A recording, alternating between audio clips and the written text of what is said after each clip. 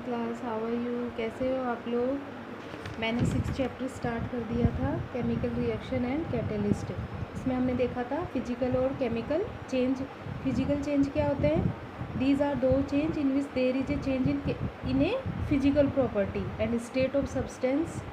किस में चेंज होगा? ओनली फिजिकल प्रॉपर्टी में और सब्सटेंस की स्टेट में। स्टेट मतलब जैसे सॉलिड से लिक्विड, लिक्विड से gas, but no change take place in their chemical properties. लेकिन क्या केमिकल प्रॉपर्टीज़ में चेंज नहीं होगा। ठीक है, ऐसे ही केमिकल और इसमें कोई न्यू प्रोडक्ट नहीं बनता है। ऐसे ही हमने देखा था केमिकल चेंज में, इसमें केमिकल प्रॉपर्टीज़ और कंपोजिशन सब्सटेंस का चेंज हो जाता है और न्यू सब्सटेंस हमें ऑब्टेन होता है। ठीक है, सारा ये देख लिया था हमने, कैरेक्टरिस्टिक्स देख लिए थे। अब हम देखते हैं केमिकल इक्वेशन। केमिकल इक्वेशन क्या होती है? हम जो इक्वेशन लिखते हैं किसी भी टू सब्सटेंस में, जब हम रिएक्शन कराते हैं तो केमिकल इक्वेशन के रूप में कैसे लिखते हैं। ठीक है, तो यहाँ पे देखिए carbon plus oxygen carbon dioxide बन रही है। कार्बन प्लस ऑक्सीजन मिलकर क्या बना रहा है? Carbon dioxide. C plus O2 CO2। तो C और O2 तो क्या है? इन्हें तो क्या बोलेंगे अपन? इन्हें हम बोलेंगे रिएक्टेंट्स। क्या बोलेंगे हम? रिएक्टेंट्स। और फिर हम इक्वेशन किधर की तरफ जा रही है? राइट हैंड साइड जा रही है, तो हम एरो लगाएंगे और क्या बन रहा है? कार्बन डाइऑक्साइड बन रही है। तो ये क्या बन होगा? प्रोडक्ट। ठीक है, तो हम एरो के लेफ़्ट साइड में तो होते हैं रिएक्टेंट्स और एरो के राइट साइड में होते हैं प्रोडक्ट्स, और बीच में हम एरो लगा के ऐसे लिखते हैं। तो ये इस केमिकल इक्वेशन को लिखने का ये तरीका है। ठीक है, तो यहाँ पे स्टेप्स बताए गए हैं ये सारे। सबसे पहले क्या करेंगे इक्वेशन लिखने के लिए? फर्स्ट ऑफ ऑल रिएक्टेंट्स को लिखेंगे अपन, किस में रिएक्शन करा रहे हैं। ठीक है, कि रिएक्टेंट्स कितने हैं। अगर एक से ज़्यादा है तो बीच में प्लस के साइन करके लिखेंगे। ऐसे ही प्रोडक्ट एक से ज़्यादा बन रहा है तो इधर भी प्लस कर करके बनाएंगे। ठीक है, और केमिकल इक्वेशन में जो रिएक्टेंट्स और प्रोडक्ट्स के जो नंबर है, एटम के नंबर है, वो क्या होने चाहिए? सेम होने चाहिए। देखिए यहाँ पे कार्बन 1 है, इधर भी कार्बन 1 है। ऑक्सीजन के 2 मॉलिक्यूल है, इधर भी ऑक्सीजन के 2 मॉलिक्यूल है। ठीक है, तो ये कौन सा लॉ के अकॉर्डिंग इसको अपन करते हैं? According to law of mass conservation. ठीक है, इसका मतलब क्या है? The mass of reactants is equal to the mass of product is a chemical reaction. की केमिकल रिएक्शन में जो रिएक्टेंट का जो मास होता है वो प्रोडक्ट के मास के इक्वल होना चाहिए। भाई हमने जितना रिएक्टेंट लिया उतना ही तो प्रोडक्ट हमें मिलेगा। ठीक है, न कम न ज़्यादा। तो इसको हमको केमिकल इक्वेशन को बैलेंस करना पड़ता है। ठीक है, तो ये बैलेंस कैसे करते हैं ये तुम्हें मैं सिखाऊंगी। नेक्स्ट है फिर इक्वेशन कैन बी बैलेंस है। तो इक्वेशन को जो बैलेंस करते हैं वो इंक्रीजिंग और डिक्रीजिंग करके करते हैं। बहुत साइड में मॉलिक्यूल्स को, जैसे इधर जैसे प्रोडक्ट में मॉलिक्यूल ज़्यादा हो रहे हैं और रिएक्टेंट में कम हो रहे हैं तो हम रिएक्टेंट में बढ़ा देंगे। ठीक है, और रिएक्टेंट में ज़्यादा मॉलिक्यूल हो रहे हैं, प्रोडक्ट में कम हो रहे हैं तो हम इधर बढ़ा देंगे। देखो यहाँ पे एक बैलेंस करके C3H8 प्लस O2। C3H8 को क्या बोलते हैं? प्रोपेन। ये गैस है एक, ये भी ऑक्सीजन है, इससे क्या बनेगा? Carbon dioxide plus H2O। ठीक है, तो बैलेंस करने का तरीका, बैलेंस कैसे करते हैं? सबसे पहले हम किसको करेंगे balance? The number of carbon. Carbon को अपन देखते हैं सबसे फर्स्ट, इनको अपन बैलेंस करेंगे। देखिए यहाँ पे नंबर ऑफ कार्बन, और ये मैंने आपको बैलेंस करना 8th क्लास में सिखा भी दिया था। 10th क्लास वालों को तो आता ही है बैलेंस करना, और 9th क्लास को 8th क्लास को मैंने सिखा दिया था। फिर भी एक बार और बता देती हूँ मैं। यहाँ पे कार्बन को बैलेंस करेंगे और फिर हाइड्रोजन को बैलेंस करेंगे। ठीक है, फिर ऑक्सीजन को बैलेंस करेंगे। तो यहाँ पे देखो C3H8 प्लस O2। तो देखो इधर कार्बन कितने हैं? इधर कार्बन के कितने मॉलिक्यूल है?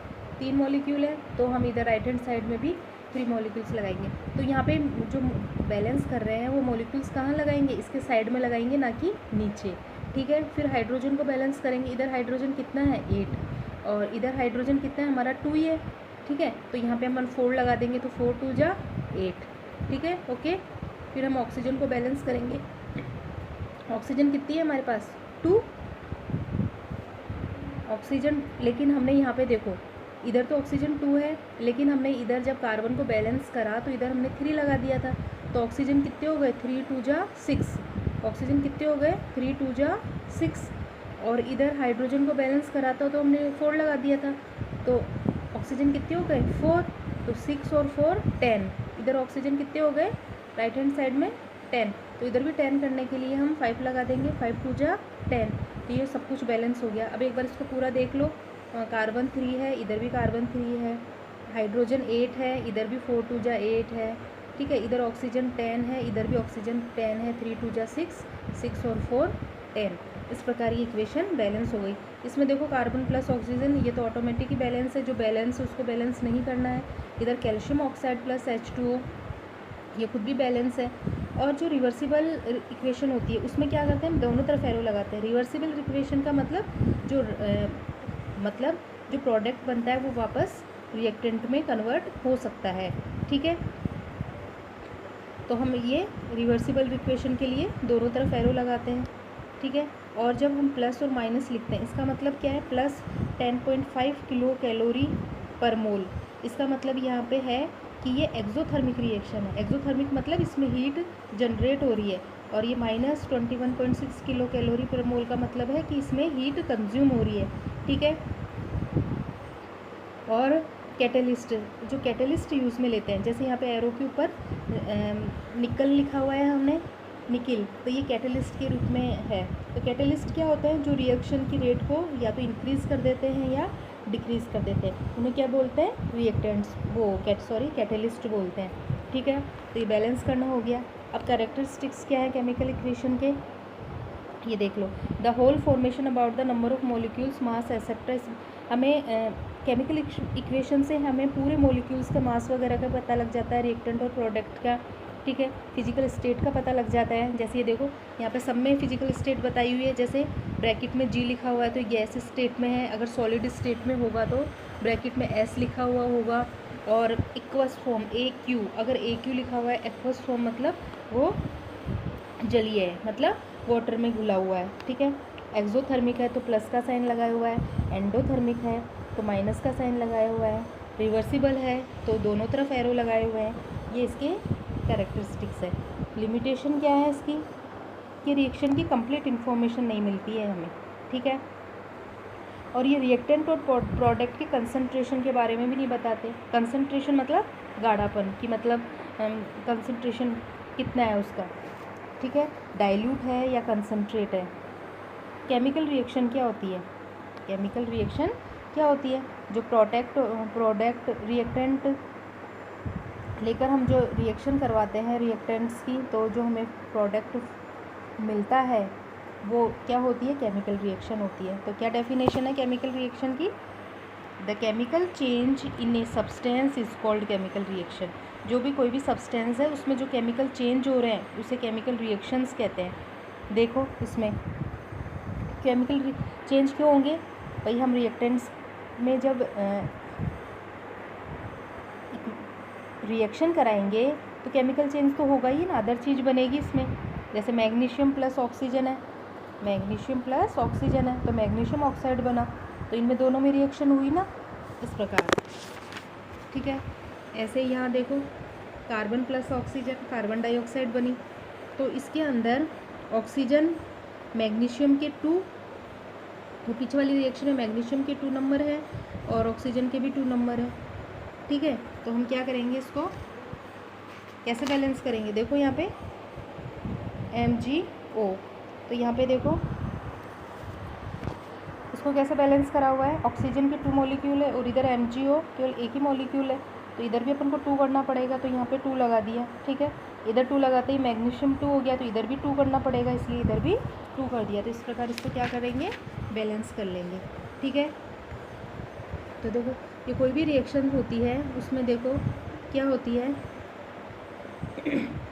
इसमें देखो कार्बन के 12 ग्राम कार्बन ने रिएक्ट करा 32 ग्राम ऑक्सीजन से। 12 ग्राम कैसे, कार्बन का एटॉमिक मास है, ये एटॉमिक नंबर तो क्या है 6 है, क्योंकि टेबल में 6 नंबर पे आता है, टेबल भी तुम्हें लर्न करवाई थी, hydrogen, helium, lithium, beryllium, boron, carbon, nitrogen, oxygen, fluorine, neon, ये सब लर्न करवाई थी ना। तो उसमें कार्बन 6 नंबर पे आ रहा था।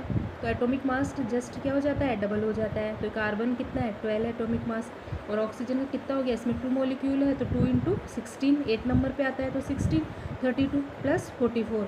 तो देखो इधर भी 44 ही बनेगा, इधर भी 44 कार्बन डाइऑक्साइड ही बनेगी। देख लो, कार्बन 12 + 2 × 16, ठीक है, 32 + 12 44, ठीक है। अब हम रिएक्शंस के टाइप पढ़ेंगे। ये तुमने 8th क्लास में भी पढ़ा था सबने, addition reaction, displacement, double displacement, exothermic, endothermic, neutralisation reaction, dissociation reaction, ये सब वही वापस रिपीट हो रही है, ठीक है। बस अपन को एग्जांपल्स इसमें थोड़े ज़्यादा है। एडिशन रिएक्शन, जब 2 और more reactants combine together to form a single product. ये इसमें कैसे पता लगेगा, डिसोशिएशन को कैसे डिफ्रेंशिएट करेंगे, केवल एक ही प्रोडक्ट बनेगा एडिशन में, और रिएक्टेंट्स कितने भी हो सकते हैं। जबकि डिसोशिएशन में क्या होगा, एक रिएक्टेंट होगा और कई प्रोडक्ट होंगे, ठीक है। और इसके एग्जांपल्स तो तुम ये देखो, ये सारे एग्जांपल्स है। Carbon + oxygen, carbon dioxide, magnesium + oxygen, NGO, ethane + hydrogen, क्या बनेगा, एथेन। निकल की प्रेजेंस में डिस्प्लेसमेंट में क्या होगा, एक जो एटम है वो दूसरे के साथ जाके लग जाएगा। जैसे A + B + C है, तो A C के साथ कंबाइंड हो जाएगा और B बाहर निकल जाएगा। जैसे copper sulphate + zinc, zinc sulphate + copper हो जाएगा, ठीक है। तो हम इसको देख भी सकते हैं कि जो कॉपर सल्फेट है, कॉपर सल्फेट का कैसा कलर होगा, ब्लू कलर का होगा, ठीक है। और बाद में जब ये जिंक सल्फेट बन रहा है और कॉपर अलग हो रहा है, तो बाद में ये जिंक सल्फेट बन जाएगा जब, तो ब्लू कलर क्या हो जाएगा, डिसअपियर हो जाएगा, ठीक है।